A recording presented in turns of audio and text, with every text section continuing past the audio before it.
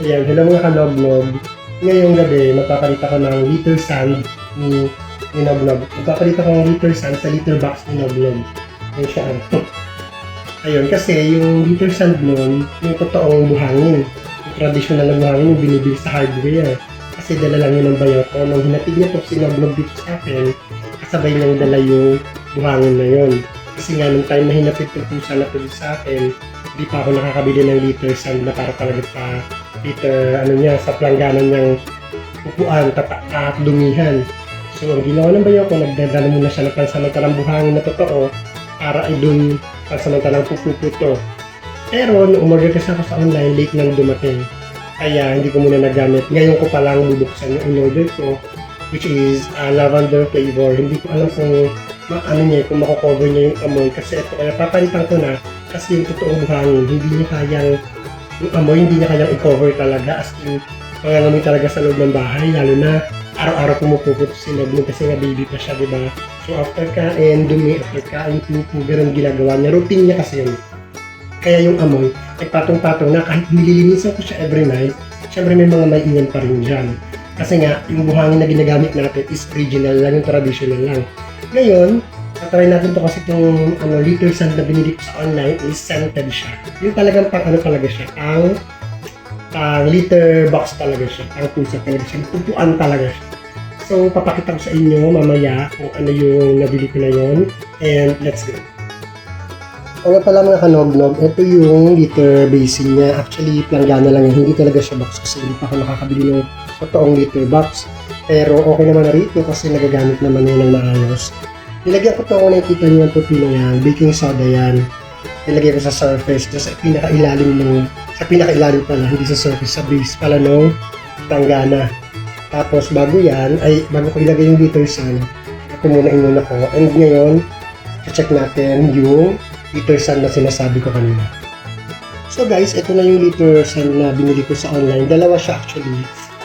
Hindi ko alam kung ilang kilo. Basta hindi ko alam kung ilang kilo yung per bag nito. Siguro 2 kilos per bag. 2 kilos, tapos ito pa isa, hindi ko pa na-open. Isasabay ko na siya na may ilalagay doon. Dalawa ko sila ilalagay doon. Tapos, tawag dito, scented siya, ang bango, mo. Sobrang bango. Tsaka yung ganda ng texture niya. Para talaga siya, granules siya, hindi siya yung buhangin na pino. Granules siya. Mas convenient siguro dito magtangkal si Nognog. Ayun na. Kunyari na bike. Yes, so, lagyan na natin siya and check natin kung talagang ano yung kalalabasan kapag nasa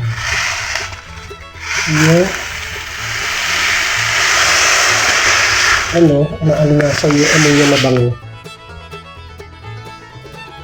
Maganda yung texture niya, tsaka ang bango. Sobrang bango. Hindi ko tagal sa loob ng bahay yung bango. Tapos, ilalagay ko rin yung isa. Tapos ngayon naman, ilalagay uli natin itong pangalawang bag, which is at 1 kilo lang ata ito. Bahala na, basta cash, at least kasha siya dito sa basin, sa planggana. Ayan o. Ayan. So, yung ganyang karami, sakto-sakto na yan para, magamit na magpupupupo yan o. Ganyan din naman karami yung dinala ng bayaw ko yung tunay na gamit ko dati. Yung buhangin talaga, ganito rin naman karami.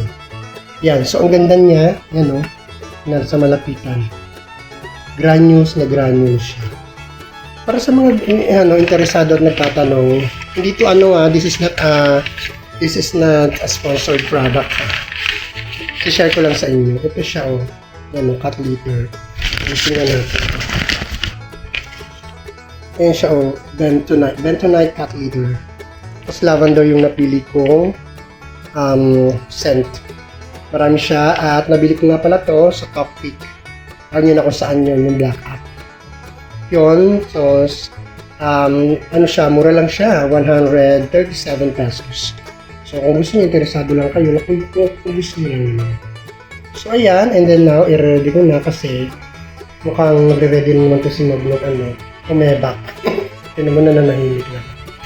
So, ayun lang naman, sinay ko lang sa inyo yung tungkol sa pagpapalit ko ng sand liter para sa sand basin ni Nognog. Thank you so much for watching.